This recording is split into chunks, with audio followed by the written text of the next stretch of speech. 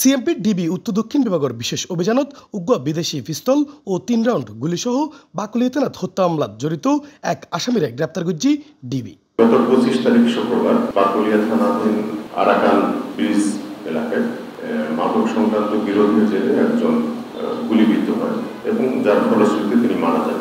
এটা একটা বাকুলিয়া থানায় হত্যা মামলা হয় এই ঘটনার সংক্রান্তে।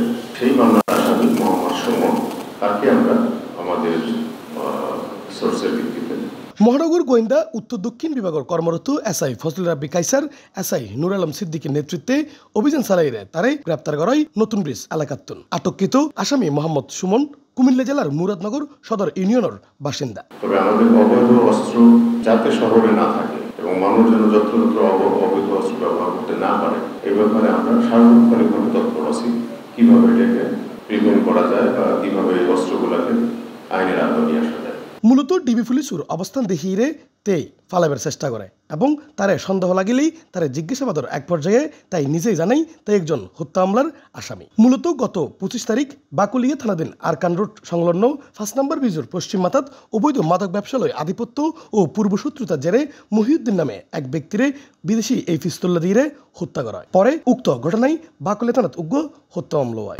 এখন পর্যন্ত সে যেটা স্বীকার করেছে, সে তার একজন সহযোগীর নির্দেশে সে ভিকটিমকে ডাকে, একটা জায়গা থেকে ডেকে নিয়ে আসে, কথা বলে আনার পরে তারা দুইজনে মিলে তাকে শুট করে।